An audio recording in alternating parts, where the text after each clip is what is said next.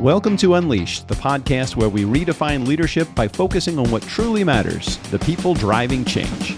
Change leadership is about guiding people through transformation in a way that inspires them to embrace change because they believe in it. Whether you're a leader looking to foster a culture of growth or someone eager to break through barriers in life and business, this podcast is for you. Now our host, Wendi. Welcome to the Unleashed podcast. I'm Wendi, your host. Today, we're going to uncover some of the secrets of leadership and organizational success with a man who is near and dear to my heart. I've learned so much from this man, Bryan Yager. He is a seasoned teacher. He's an executive coach, and he's a speaker with over 40 years of experience. Are you sure 40? I don't think you're that old, Bryan. You must have started when you were like 12. Yeah, I've been rushing my age. I told somebody last week I was almost 70, and my wife heard me, and she said, Bryan, you're going to be 69. You got a whole nother year before you get to 70s. I love that. Well, you're certainly a wealth of experience, and I am so excited to unpack some of that experience and some of your wisdom today. Bryan was formerly vice president of management and organizational development for one of the largest retailers in the United States. And Bryan's passion for helping individuals and teams to unleash their potential through engaging, authentic, and just I love your style. Like you just have this passionate style that, I just want to sit down and just talk to you. And so I'm so glad that we have that opportunity to do that today. So Bryan, welcome to the show. Thank you. I appreciate those kind words. It's an honor and a pleasure for me to be here, and it's always fun to chat about topics I'm passionate about with colleagues who are the same. Yeah. Well, I love the times that we've been able to co-facilitate together, and I've also been able to be in your room when you are facilitating. And, we're going to talk today about, why when you're talking to someone and you're just thinking they just really don't get it. And, some of the factors that are involved in communication and relationships and what really got us here was confirmation bias in one of the articles that you wrote. And so I'm excited to dig into that. Before we get there, though, tell us a little bit about your journey. And, Bryan, what do you do? What's your zone of genius and how did you get there? Ew, zone of genius. You're setting the expectation levels high here. I do want to. I have been so lucky. I personally prefer the word blessed, but I'm good with lucky in my career. I'm here talking to you today because of the mentors in my life. Jack Welch once said, before you're a leader, your job is to grow as a leader. And after you're a leader, your goal is to develop other leaders. And I've always liked that. But so born in Northwest Iowa, farming community, rural community, pretty basic hard work values and approach, at least the way I was raised. But so I started my career, interestingly enough, I did several things. I was an assistant manager in a grocery store. I broke up with my girlfriend and decided I'm going to get out of town and moved to Colorado, started a painting crew. And while I was there in the beautiful Rocky Mountains, I thought, you know what I want to do? I want to be a professional photographer. So I went and got a degree in commercial photography. And I tell you that for a specific reason, which I'll come back to. But then I got my first training job with my photographic skills using in the early 80s when companies were going to video-based training in the grocery store. We'd bring in 20 kids and we'd ask them to sit on Cheerio boxes in the back room, and we'd plop in a video on how not to put the bread on the bottom. So they hired me for that purpose. Then I got into sales promotion. Early in my career, I decided I wanted to be a vice president. I look back at that now and laugh. I thought, wow, what was I thinking? But I did. And I went to HR. I went to my boss. He said, good, we like motivated people. He said, go talk to HR. They said the same thing. We like motivated people. But Bryan, we do want you to know that we've just passed a policy that anybody store director and above needed an advanced degree. And we're sorry to tell you, photography doesn't cut it. So I'm a slow learner. Took me almost 6 years to go back and get my undergrad. Eventually went on to get an MBA. But so then I went from making training videos. I moved up in the training organization. And at the time, I'm going to go back to Jack Welch. At the time, Jack Welch was extremely successful. If you had bought stock in the early days before Jack Welch, kept them until he retired, today you'd be a wealthy person. So at that time, many CEOs, many executives wanted to be like Jack Welch. My CEO was the same. And Jack Welch had a corporate university in Crotonville, New York. And so my CEO wanted to have a corporate university called American Stores University. And I got tapped in the shoulders to start that. So ran that in Salt Lake City or out of Salt Lake City for 3 or 4 years.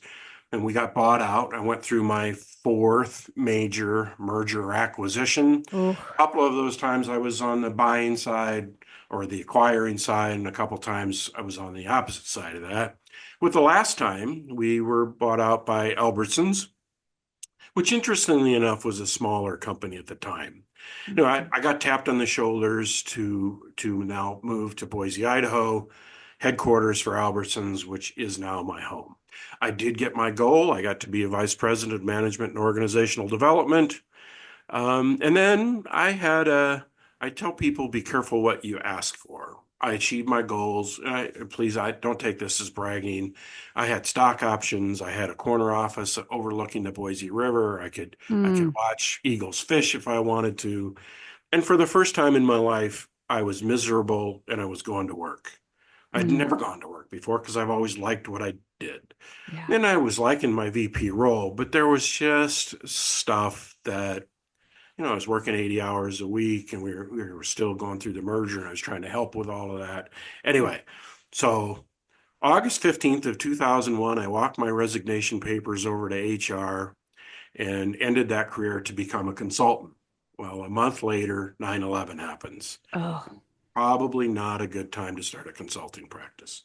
But I survived that, and here I am today, hmm, mostly because of the mentors I've had in my life have made a difference for me. And now I get the opportunity to have these kind of conversations. yeah, I get to travel around the world occasionally talking about leadership. So yeah, I'm really living a dream. yeah. Well, you're one of the very few that gets to do what you love and do what you're passionate about, and also, work every day in your gifting. So that truly, in and of itself, I believe, is a blessing. So Indeed. I'm curious. I want to go back to something you said. I'm going to press the rewind button here for just a moment. And, you know, I don't know that I've ever met anybody that, they woke up one morning and they're like, I want to be a VP. I think I've talked to people that, I want to move up in the company. I want to grow. I want to, what was it about being it wasn't president, it wasn't CEO. That sounds pretty specific. You wanted to be a VP. What was it about being a VP that intrigued you? I'm not sure I have a good answer for that. It was probably a lot of ego, and like many people, I have battled the negative side of egos for parts of my Mm, career. I was as a photographer running around the office doing what I did. I was looking at these executives and I'm mhm. thinking, I could do that. Of course, you know, looking up those jobs always look easier until when you get there. But I thought I can do that and I'd like that. I've always been driven. My dad always challenged me and my five siblings to every day be better and to do the best you can. And Yeah. that's the best answer I could give. Yeah. And you also said be careful what you ask for. You got it, and it wasn't exactly what you thought maybe it was from the outside. So what was different from what you saw and what you actually experienced? Um, I through my career, recognize that there's a lot of politics on the top end of all companies. Mm, I just didn't realize how strong, and I do, and I want to not get too far off a track. But so here I'm the vice president of management and leadership development, and through the acquisition and the following CEOs that I experienced after that, were not role modeling the kind of values that I had been preaching in leadership development classes. And I thought, I'm not going to be out there telling young leaders these things when they were seeing something very different from our CEO and other top leaders. I just was disenfranchised. I was no longer, I was going to work. Yeah. And I was, Yeah. Fair. Well, let's talk about our topic today and how we got here. Bryan has something that I think you call it a labor of love, your Monday morning minutes. Every single Monday, I get this Monday morning minute in my inbox, and I just love it so much because it oftentimes sets the stage for the week for me. So first of all, I just want to thank you for sharing your wisdom because I know, I think you spend the majority of your Sundays actually writing these Monday morning minutes. that is true indeed. So how we got here was I opened up my inbox on a Monday morning a few weeks ago, and your article or your Monday Morning Minute was on confirmation. I always say cognitive bias. That's very different. Confirmation bias, and it was so interesting to me. And as we're going into the holidays and in the economic climate that we're in, and the political climate that we're in, it really landed for me. So let's just talk about our topic today, confirmation bias. And specifically, I know that you have a workshop that you do that's one of your most popular workshops. And it's all about, when we're in a conversation with somebody, and we've probably all experienced this, where we're looking at this other person and we're going, they just really don't get it. Like, what are they thinking and why don't they get it? So unpack this a little bit for us. What is this workshop and why do you think it's one of your most popular workshops? Well, I think it's popular. I'll start there because we experience it every day.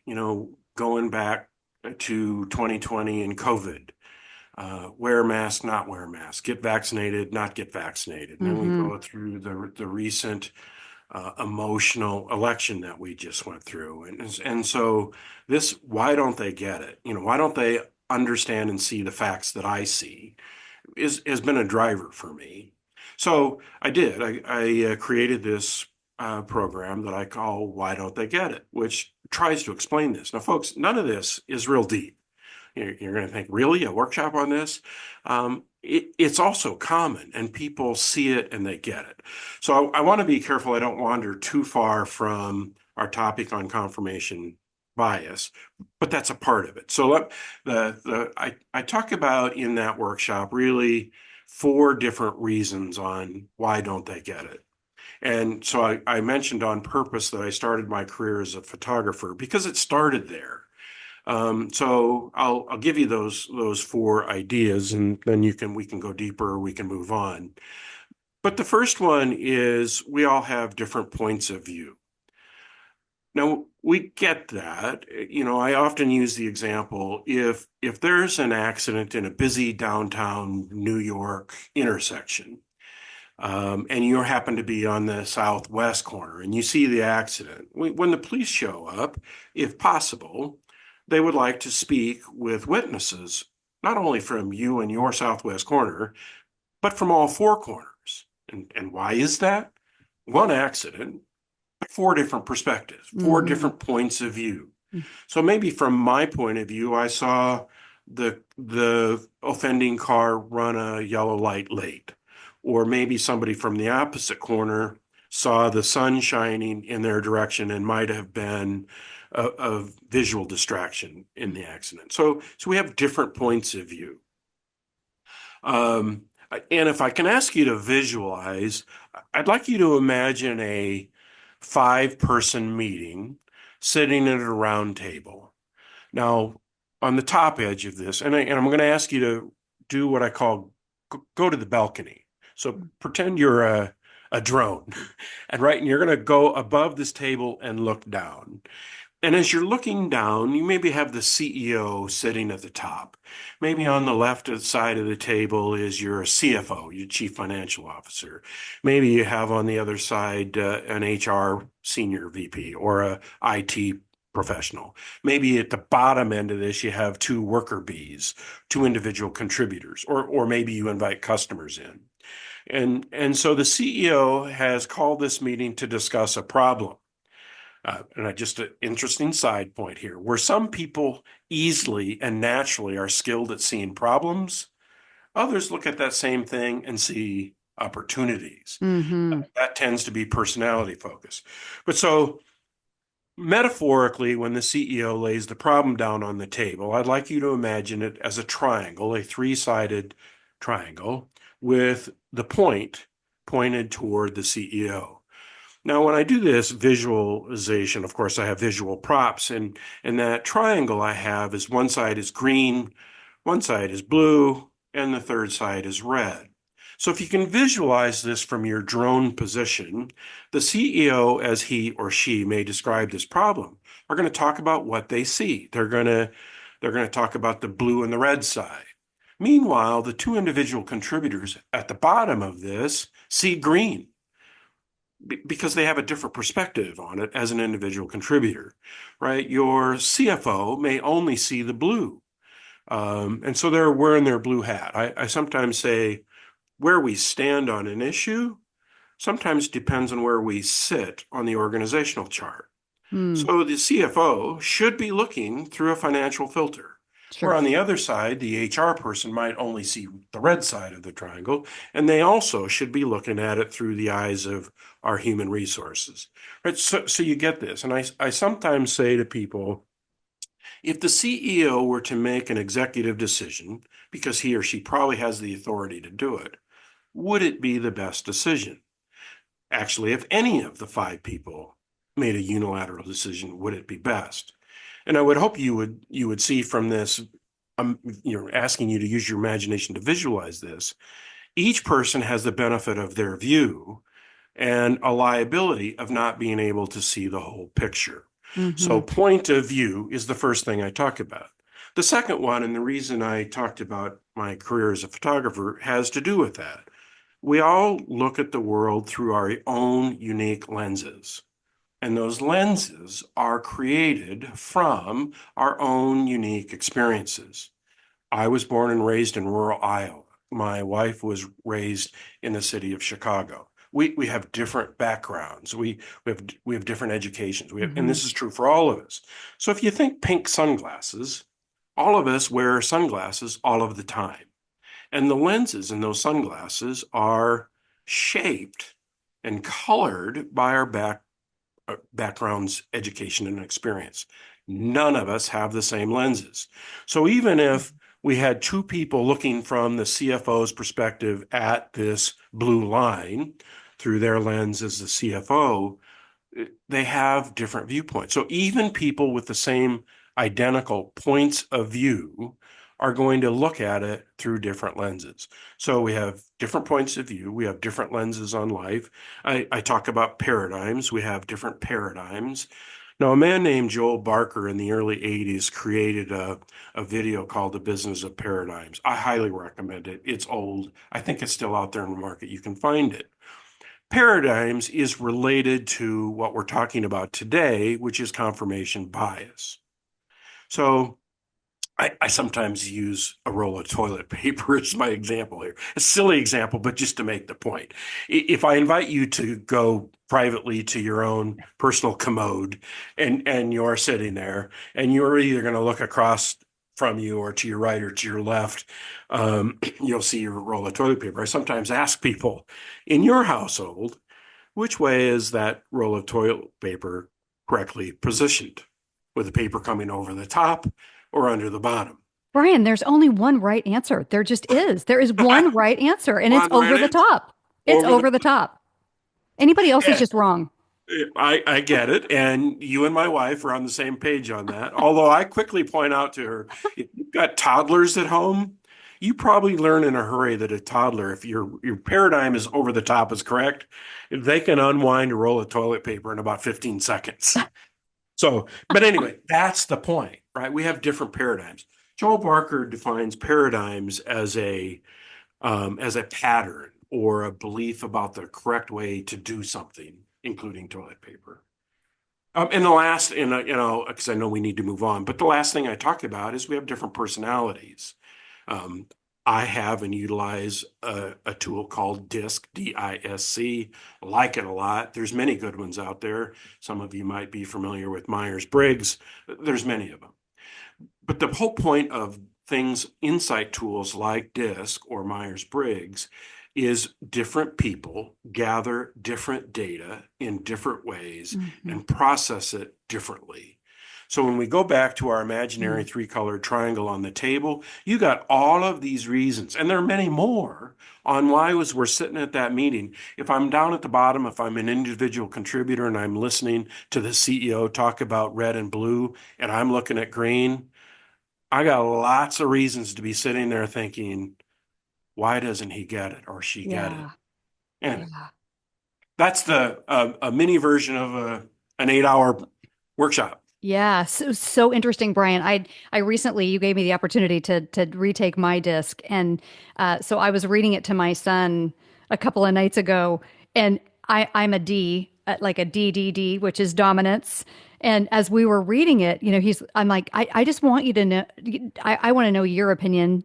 How accurate is this? And he just starts laughing because it is just so accurate. And, even just in the last couple of days, I had the opportunity to have someone over last night who was my son's first nanny, which, so, he's 25 now. And so she's been in our life for a really long time. And, we were able to sit down and we had a really rich dialogue. And in the middle of this conversation, I'm just even more aware of my paradigm, my lenses. What am I thinking? What am I feeling? And that alone, I had a really different conversation with her than I've ever had because I was more aware of how I'm coming across, my points of view. I did a better job of listening because I had just reviewed that assessment. So I'm curious, when you are doing work with people on their assessments, on their thinking and why they think the way that they do and their point of view, their perspective, how does this affect how teams function and people's just experience within a team when you raise this awareness? Well, first, I applaud you for reading your DISC assessment, having discussion, and you did with Grayson what I recommend people to do is to validate with others, to say, it says here I'm dominating in conversations. Is that right? Are you sure? Are you sure? And then when they start laughing, you think, oh, crap. Yeah, exactly.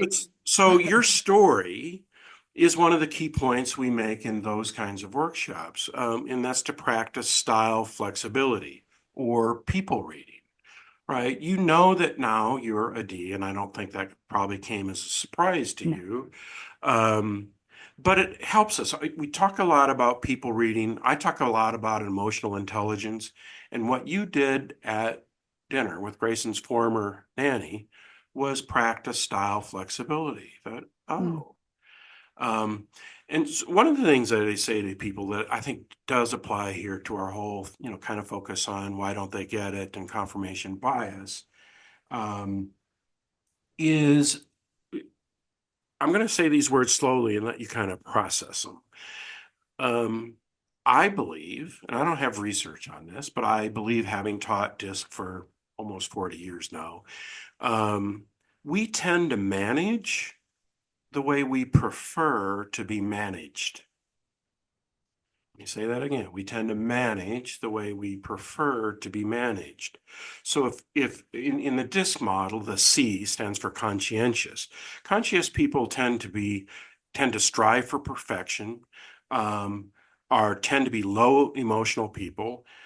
Not that they don't have them, they just don't express them much. They tend to Mm. be very reserved.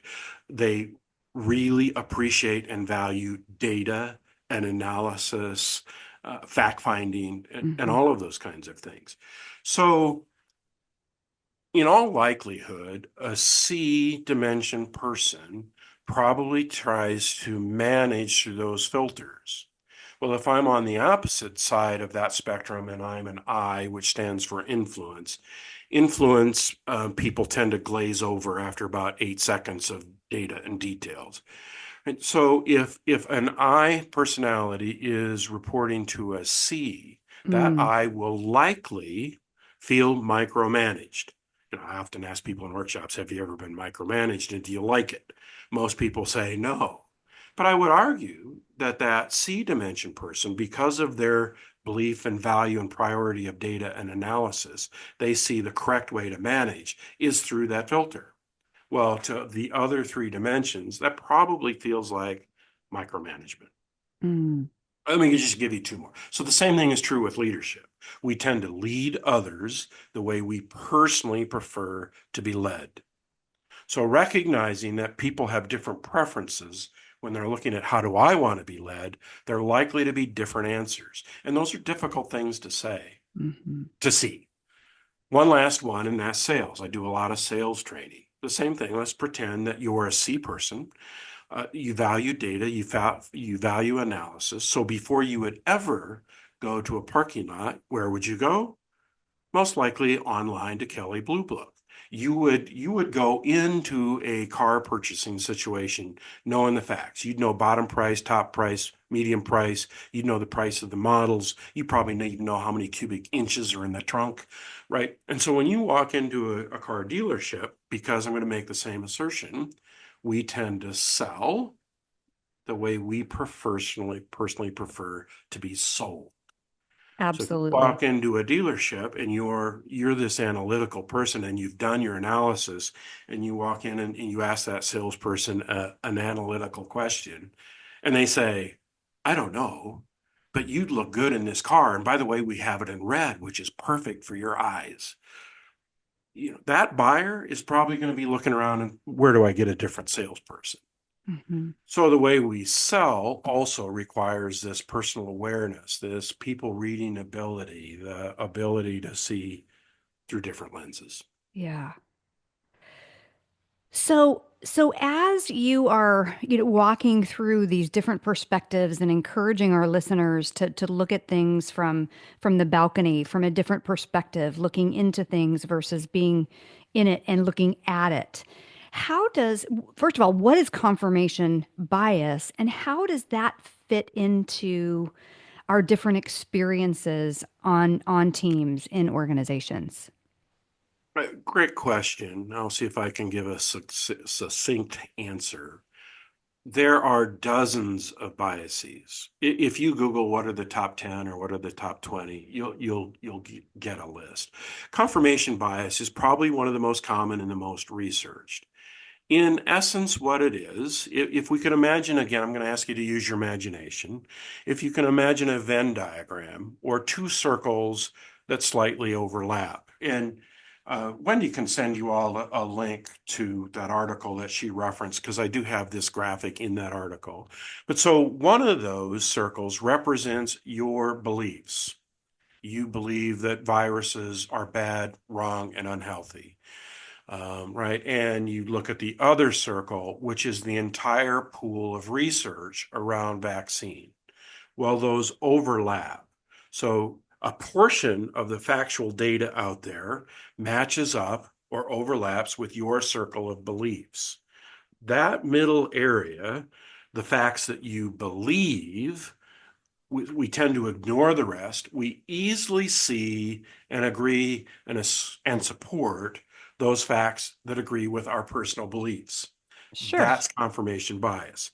So when we're reading the Wall Street Journal or we're watching news or we're watching a one-dimensional news channel, which by the way, I just side commercial here. All the algorithms in Twitter and Facebook and X and all of those are designed to what I call supercharge confirmation bias. Because once Mm. those algorithms decide, oh, you're clicking on Trump articles, anti or for, well, guess what that news feed feeds you more of? Right. Those things that support and agree. And we like it because look how smart I am. All these people agree with my opinion. So true. So unfortunately, and our brains are essentially lazy, and please don't take that as a personal insult. But if we think about it, when you're going to walk into a holiday party coming up with a room full of strangers, there's a part of your brain called the amygdala, which sits at the top of your brainstem at the base of your brain. Its purpose is to keep you safe. Right? So you walk into a room full of strangers. That amygdala is going to overtime trying to think, are you comfortable? Is this going to be embarrassing? Is it going to be awkward? Are they going to make us play stupid games? All of that is going on because your brain wants to be comfortable. Mm-hmm. And my comment about being lazy, it's a way we can scan that room in about 8 nanoseconds, make a decision on whether this is going to be a fun party, a boring party, or I'm going to be embarrassed. Let's turn around and leave. That's true in that staff meeting I referenced before. It's true if you're having a controversial discussion about your personal beliefs around the last election or around COVID. It happens to all of us all of the time. It helps us take massive amounts of data and zoom in on what we feel is important. So that's probably a long-winded way of saying what is confirmation bias. We seek out news stories, we seek out facts that validate what we already believe, and we tend to reject any facts or research that is to the contrary of our beliefs. Well, and one of the things you mentioned as well in your Monday Morning Minute about confirmation bias is, so we seek out that information that confirms what we believe, and we also surround ourselves with people who confirm what we believe. That is exactly right. And they And call it tribalism. oh, so there is a name for that, Yeah, tribalism.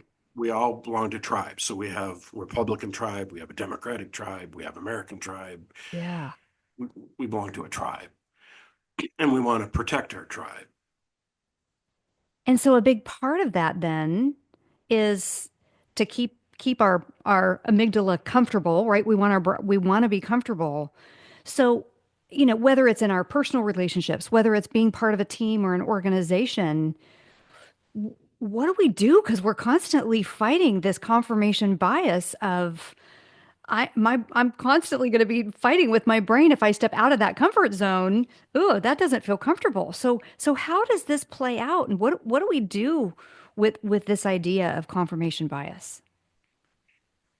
The number one thing for me would just to say the word awareness, to be aware that it's happening to us, that be aware that it's always going on, right? And once you come to that conclusion, then we want to seek out facts, figures, stories, postings that are contrary to our beliefs, or not necessarily contrary, because it doesn't have to be that way, but to at least to be open that there are other, this goes back to why don't they get it? There are other points of view, there are other paradigms, there are other lenses on life.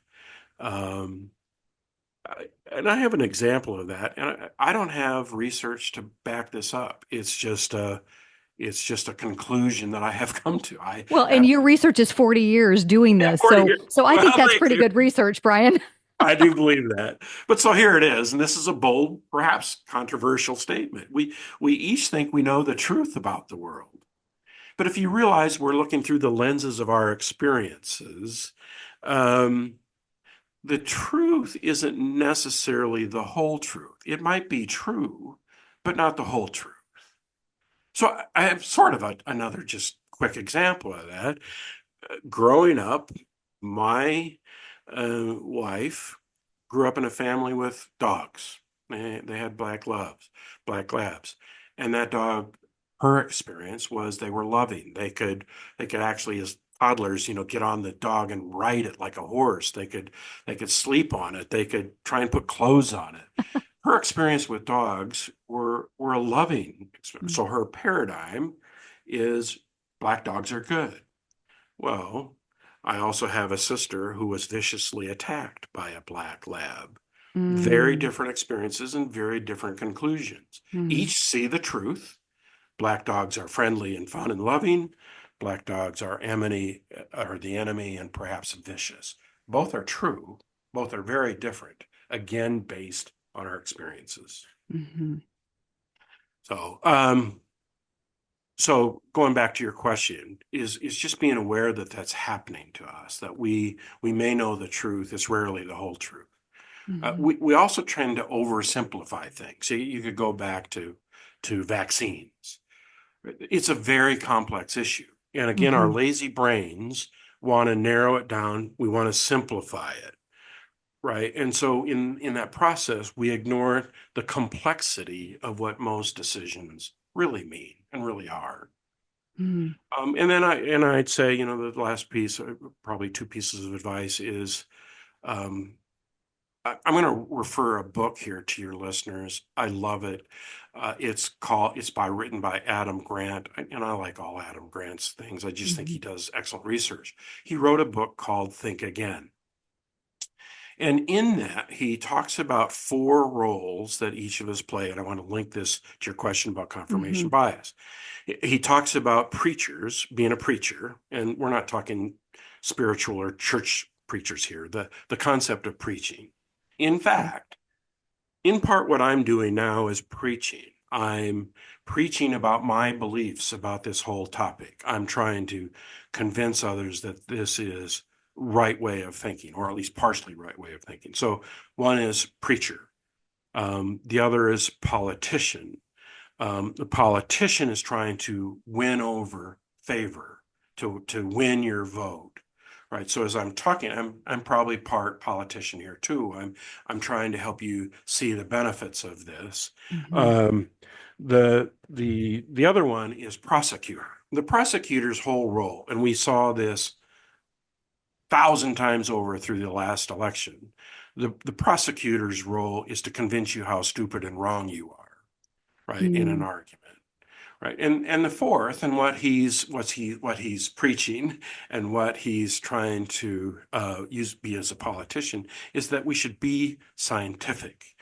And if you know anything about the scientific process, the scientist puts forth a hypothesis and then tries to do tests that validate both its truth and how it's wrong. And most of us have gone away from that. We're only about validating our truth, and we resist exploring how our thinking might be wrong or incorrect or off focus. So I highly recommend that book. It's a relatively easy read, and it is about encouraging us. So the title of the article that you read, I called it Thinking About Thinking. mhm. Unfortunately, too many of us turn our thinking over to default modes, Right. which is where confirmation bias becomes exceptionally dangerous. We need to start rethinking how we think. That Oh, would be, so yeah, unpack that a little bit, Brian, because you think about, I'm just reflecting back on my leadership and then also leaders that, I've been a part of their teams. And, I think this is a big part of the discord among teams. I think it's also part of the teams that are functioning well, that are high functioning teams. So unpack that a little bit to think about what we're thinking in that awareness. golly, my brain went in about six different directions with that Yeah. question. I do go back to asking your listeners to use their imagination, to be in their drone and to be looking down on this five-person meeting, each with different viewpoints, each with different roles, each with different lenses on life, different paradigms, all of that, right? And I re-ask the question, if any one of those persons were able to make a unilateral decision, would it be the best? And I would argue the answer is obviously obvious to me. Yeah. We're going to make the best decision if we consider all the perspectives, at least to some degree, and make a judgment decision on all of those. Um, the other, and I'm going to reference another book here. It's Patrick Lencioni's The Five Dysfunctions of a Team. You mentioned teamwork, and I'm asked to facilitate a lot of teamwork workshops. I do a lot of work with executive teams. And sometimes if you ask people, are we a good team? Is my tribe a good team? Is my team a good team? If people's answer is, yeah, we never argue, we get along, this is all good, we're a great team. Well, Patrick Lencioni would say that's incorrect thinking. He would suggest there's a value and a need for what he describes as idea-based conflict. So not ugly conflict, not personality-based conflict, not you chew with your mouth open conflict, none of that, right? But it is about idea-based conflict. So in his model, he talks about, can we trust each other to tell each other the truth from our perspectives, through our lenses, through our viewpoints? I would argue in a meeting that we need to advocate for what we see because our experiences are valid. But not only do we need to advocate what we see, we need to also be good about inquiry, right? So if I'm an anti-vaccine person and I'm talking to a pro-vaccine person, rather than to go into politician mode or the the prosecutor one, where I'm all about proving you wrong, we should remain curious. Help me understand how you came to that conclusion. What have you looked at? What would help me make a better decision? What would make me be open to what you're preaching? Right. So it really is about being courageous to know that I could be wrong or partially wrong, and to be curious about why don't they get it? Why my position on vaccines is obvious. Why don't you get it? And so to be courageous and curious are how I would answer your question. And a great question. So as I'm listening to you, Bryan, I'm putting myself in that leadership role. And I'm thinking about if I have the opportunity to unilaterally make a decision, it's quick, it's done. I'm going to dot my I, I'm going to cross my T, it's done, it's quick. I'm thinking about decisions where there's other people at the table and we're collaborating on this and we're getting other perspectives and, hearing people's, experience with any given decision. That's going to take time. It And it's does. going to maybe create a little bit of unrest, especially at first, because as I'm listening to you, we're not going to all agree. And at the end of the day, we're still going to have to make a decision and come to a conclusion. So what would you say to those leaders that are sitting there going, yeah, Bryan, okay, this all sounds great. The time that it takes, the discomfort that it's going to be for my team and for like, I'm just going to make the decision.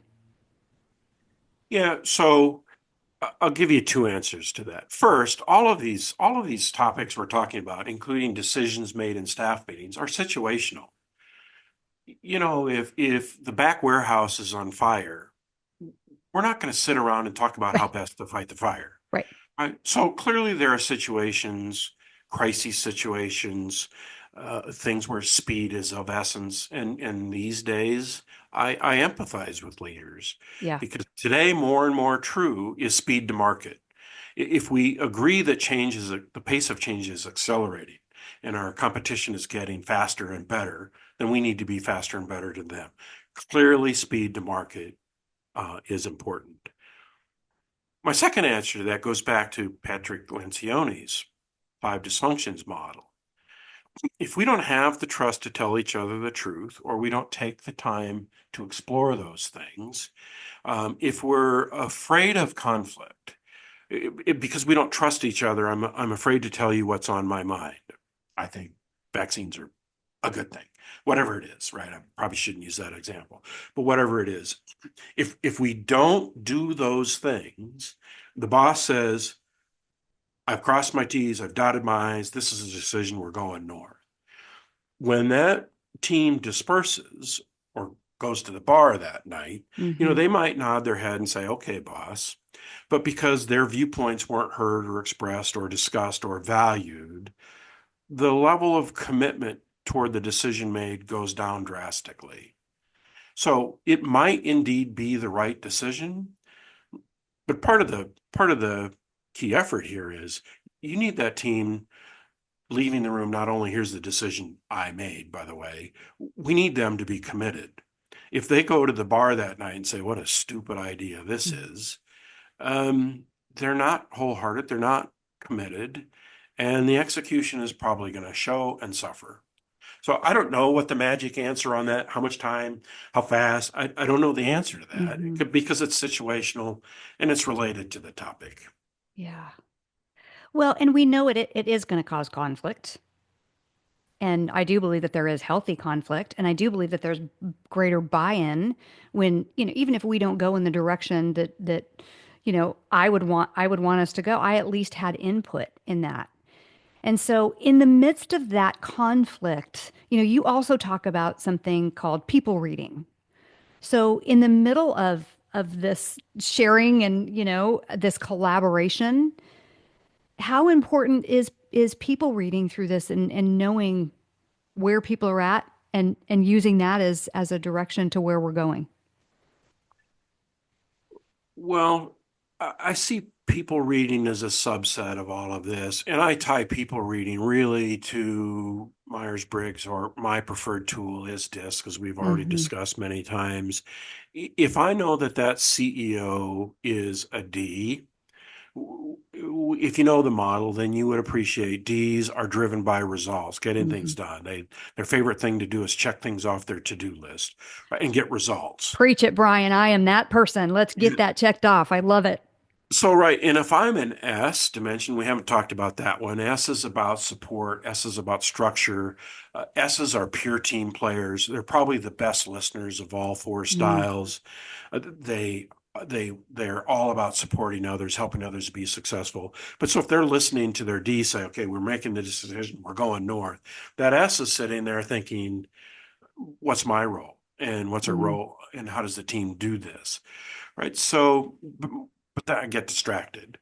If I want to present my viewpoint, my experience, my lens on life, my perspective on this to a D, then I need to have style flexibility and say, I'm concerned about our process and structure to get results, because results is what drive a D, right? If my boss is a C, very analytical, right, and I'm an I who's not analytical, I at least need to speak the language. This is kind of, imagine you're having a conversation at this table, and one speaks Spanish and one speaks French and one speaks German. We need to make an effort to speak each other's language. So if I'm an I, I'm not analytical, I'm not data driven. I'm a positive attitude kind of a person. At least that's how I see myself. But if my boss is a C, I need to speak his or her language. Here's the facts I looked at. Here's the data, and here's why I came to the conclusions. That's what style flexibility is. It's mm, if I'm an English speaker and I'm trying to communicate with somebody who speaks German, I need to make an effort to speak mm-hmm, their language, mm-hmm, metaphorically, right? mm-hmm, So that ability to have style flexibility, like you did with your son's nanny mm-hmm, last night or whenever that was, mm-hmm, it was a perfect example of what we're talking about. mm. Well, as I know we're talking about organizations and teams. As you're talking though, Bryan, Thanksgiving is next week. So I just think everybody who is going to be spending time with their families on Thursday, we just need to all do disc assessments first. Okay, wait, they're so interesting because that's actually one of the reasons I think this hit home so much for me when I was reading your confirmation bias content. You know, one of the things you said that really just hit home to me was this awareness.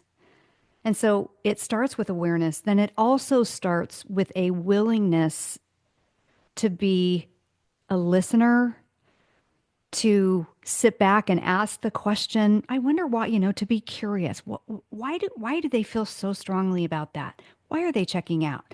Why are they dot dot dot whatever we're all going to experience in our families during this holiday? So this really does play out in our personal lives as much as it does in our Oh yeah. work lives. And I know that sounds obvious. I just, I think about too, this all has to do with emotional intelligence as well. Oh yeah. And so unpack that for us just a little bit, Bryan. How does all of this relate to EI and our emotional intelligence? I love the question, and I want to amplify your point. And I don't want our listeners to think I'm trying to sell them an insight like DISC tool, although I'm a huge believer. What you Yeah. said is exactly right. People who do DISC like it because it applies to their whole life, as Hmm. you illustrated, Thanksgiving dinner with the family, or in a team meeting at work, or it just has whole life applicability. And you did trigger a thought for me, going back and amplifying kind of the key points about all of this. And a favorite quote of mine comes from Dick Cavett, who said, "Rare is the person who wants to hear what he doesn't want to hear." Right? It does take, to your point, awareness and willingness. Isn't that To true? switch to emotional intelligence, emotional intelligence also probably falls in the top five, maybe 10 of workshops I do. It was made popular by a man, I think as late as the mid 80s. Daniel Goleman started writing books about it, made it very popular. I'm a huge believer. He asserts, and again, there's probably not, he has research. I'm not sure that everybody would see it as inclusive. He makes the point that emotional intelligence is a greater predictor of your success than your IQ. EQ is a bigger predictor of success than IQ. And we've all known people who had IQ scores off the charts, but emotional situations struggle. Yes. Um, so again, I'll ask you just the way I prefer to teach emotional intelligence has four components, really split in half. Half is self-focused, and the other half is other-focused. So on the self-focused side, there's really two elements, and we come back again to this word awareness. So you've said, Bryan, I'm not only a D, I'm a D quadrupled. Right. I'm three times over, I'm D. And Hmm. Grayson said, yeah, Mom, that's you. Right. So to be aware, right, I'm a fellow D, by the way, to be aware that I can be impatient, that I can be blunt, that I'm very driven for results. I want to go fast. I don't have time for research because it just takes too dang long. Hmm. So to be aware of that is 25% of emotional intelligence. The other half then is, again, I'm going to go back to the story you told about your dinner with your nanny, is to be self-aware, to know that I'm not a good listener. I don't tend to be a good listener. In my life, I'm lucky to be married to a woman who lovingly, emphasize lovingly, Hmm. reminds me at least a couple times a week that I'm not a good listener. I'm painfully aware that I'm not a good listener. But so to do something about that, right? So awareness of self and style flexibility, or the ability and willingness to adjust, is Hmm. half. The other half is other aware, Yeah. uh, to be aware that others have different lenses on life. They have different points of Hmm. view, they have different backgrounds, and they have different personality styles. So if I'm a D and I'm speaking with somebody, I'm guessing, because rarely is this a science, right? Not everybody walks into a holiday party and holds up their disc chart. I think we should, But though. so at least to be aware, that could be that could be an S. Mm. I need to I need to ask them how their life is going. I need to ask them how they're feeling. D's and C's typically don't have time for feelings. They do want to know what people think. They don't have time for emotions. The Yeah. I's and S's on the other side. So we even speak differently. If at the end of this you were to ask your listeners, what did you think about this?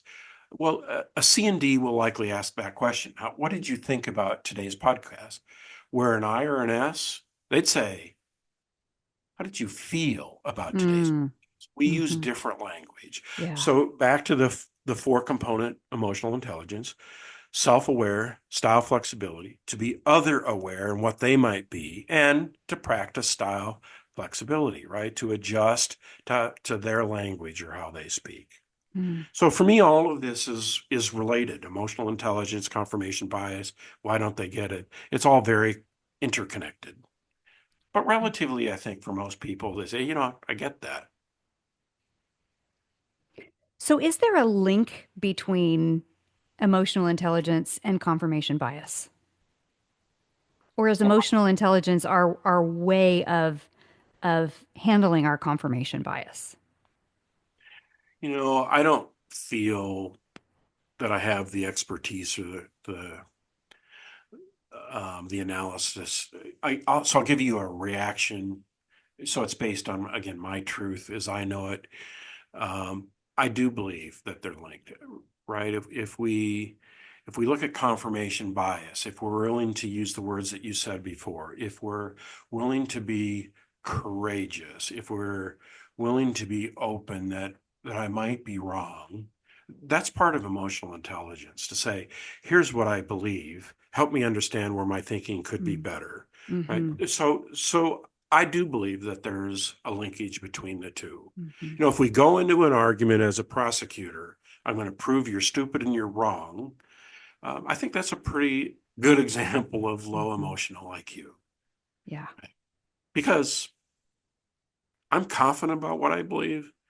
I also know I also suffer from confirmation bias. I also quickly make judgments of other people, and I'm not always aware that I'm doing it. I just know I do it. Yeah. It helps us get through life faster and easier. Mm-hmm. It's easy to avoid the complexity of a topic. I keep talking about vaccines, but who's the president now, or who Yeah. was, or who could have been? Any of those stuff. It's very complex, and we want to simplify it down to a yes or no. Yeah. Well, one of the things that you wrote that I'm just going to quote you if that's okay, uh, in your Monday morning minute on confirmation bias, and then we'll start to wrap this up for our listeners and talk about your swirl and real life, because I really want people to walk away with the so what. So before we do that, one of the things that you said was most of us don't spend nearly enough time thinking about how or why we think what we think. And there's plenty of evidence suggesting that our brains deceive ourselves almost continually. And so I think, that goes back to that psychological safety and that our brains being lazy and wanting us to stay comfortable.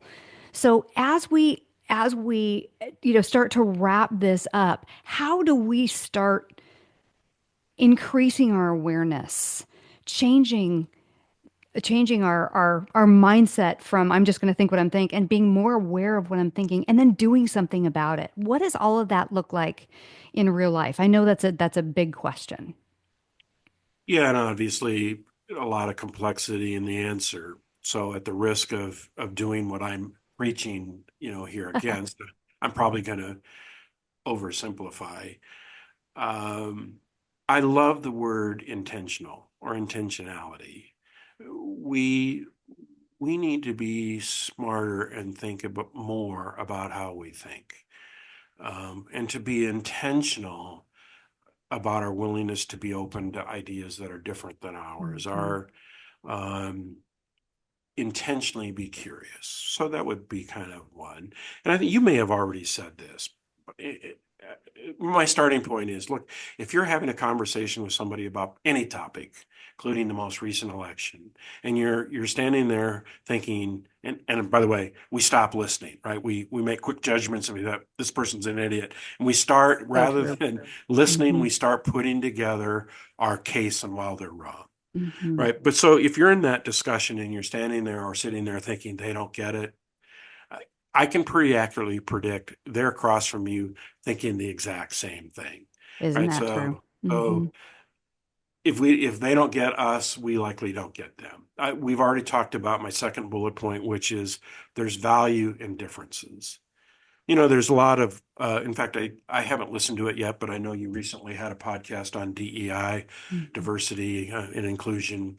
So, typically when we talk about diversity, the biggies are sexual orientation, gender bias, age bias, all those things, right? And Hmm. all of those things are important. I believe they are. It's also not enough. Our disc styles are differences that matter, right? Our Yeah. viewpoints and our lenses on life. So Yeah. there's value in our differences if we're open to them.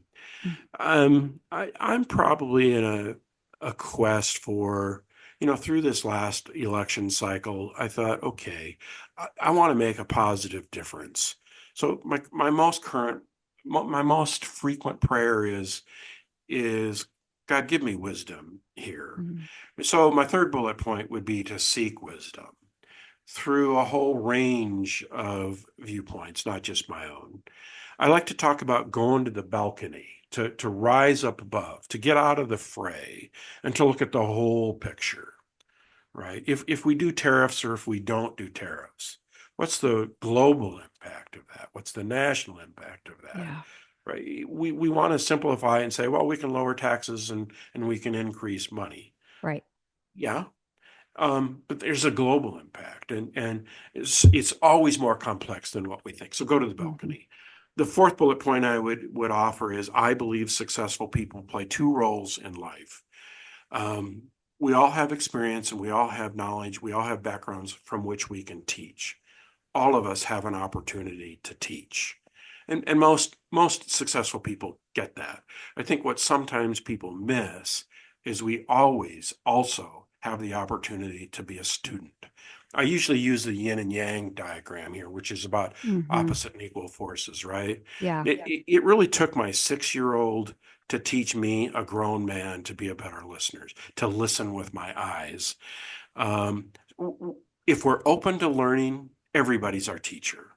We don't need to go to a university to have a university experience if we're only paying attention. Next bullet point would be to think and understand ourselves better. I think that's been the gist of this podcast. And lastly, where I started, can we think and can we live more intentionally? Yeah. That would be my summary. So good, Bryan. I know that you say that you are about gaining wisdom and learning from other people. And, I appreciate that about you. And I also appreciate your wealth of experience that you are just so willing to be authentic and open and share what you've learned and your experiences. So I just want to thank you for sharing your wisdom today with us and with our listeners.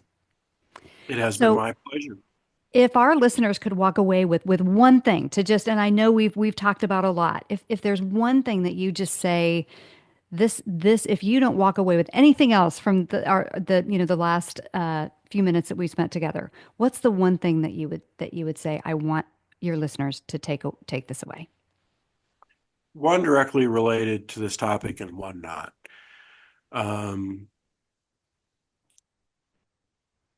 I think that, and I really just said this one, but to see yourself as a student, to being open and willing to learn always or almost always, Mhm. right? I think related to this topic would be the bullet point.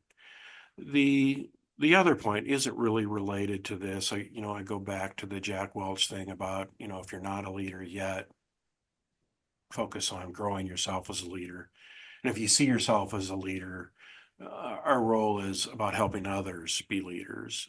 And and the mentors that I mentioned early in my conversation, I wouldn't be here today with the people who saw potential in me that I didn't see in myself. Mhm. And we all have that. We all have untapped potential and help each other bring that potential out.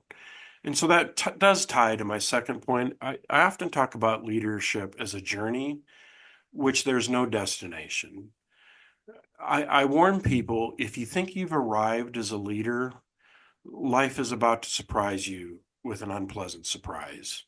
I mean, if we think about COVID, if you think about what you're the CEO of a company and COVID happens, it's not like you can go to a library or go to Amazon.com and get a book on how to manage through a, a, a pandemic. We had to create it on our own. We had to learn as we go, right? Mhm. And that's the truth about leadership. It's a never-ending journey. About the time we think we know what we're doing, life will show us we're not as smart as we think we are. Isn't that true? And so I talk about it kind of as in a journey, and I use an apple tree as my metaphor. We're all on this path if we're aspiring to have influence with others and to be a leader in our personal lives or our professional lives. Um, I would suggest to people that, a green apple in early May is just as perfect for its stage of development as that red, ripe, gorgeous apple in the fall. They're just in two different spots in their journey. Mm. And all of those are valid. So, if you've got self-talk that says you're not as smart as you are, you're not a good leader, you're this, you're too fat, you're too stupid, or all of that, I would just encourage you to think of the journey, and you're a green apple that has some development to do, and it's perfect for where you are. Yeah. Well, that just fits so well with our audience and the Unleashed podcast, because I truly believe, and I've experienced it myself and experienced it with other people, that there is just, I love what you said, there's this untapped potential, that it's not even about reaching it, because we could never reach it. I mean, you look at the Olympics every year and there's always a new record that's been set that nobody ever thought would be possible. And so that takes curiosity, that takes awareness, that takes, the willingness to be courageous enough to step out of your comfort zone, because we all kind of want to stay in that comfort zone. And so you look at the potential that is out there, and it is just overwhelming and exciting. So Bryan, thank you so much for being a part of the show. A couple of takeaways for our listeners today. We have talked about DISC. If you are interested in taking DISC yourself, or you want to give your team the opportunity to take DISC, my information is in the show notes. Contact me and we'll get you headed in the right direction to being able to do that. I also mentioned at the beginning of the show Bryan's Monday morning minutes, and they usually come in, I think, in LinkedIn, either Sunday night or Monday morning. And I will make sure that Bryan's information is also in the show notes, and find Bryan on LinkedIn. And I really recommend subscribing to those, because it really is just a wonderful way to start your week every Monday morning. So thank you for your investment of time and your labor of love. Just one point on this, because the timing probably isn't. I really appreciate the offer. I'd love people to sign up and engage with me. I have my Thanksgiving message coming out this Monday, and I said in it, I'm taking the month of December off to focus on family. So I won't be publishing again until after the new year. Last one, this coming Monday, if you want to see my thoughts on gratitude. But thank you for the plug, Wendi. I appreciate it. Absolutely. So can they go back if they subscribe? Can they go back to some of your previous ones? Oh yeah. Okay. Yeah, I'm on. If they find me on LinkedIn, I think I've been publishing for 4 years now. Perfect. I think they're all out there. Great. All right. Well, thank you again, Bryan, and thank you to our listeners. Tune in to Unleashed. Every Tuesday morning, we have a new episode. Thanks for listening to Unleash with Wendi Swanson. Make sure to subscribe and follow to be notified when the newest episodes of the podcast go live. Please take a moment to rate and review us. It helps others discover Unleashed and join our movement of forward-thinking leaders. You can find contact information and important links in the show notes. Stay tuned for the next episode, and remember, keep leading with authenticity, embrace change, and choose to live life unleashed.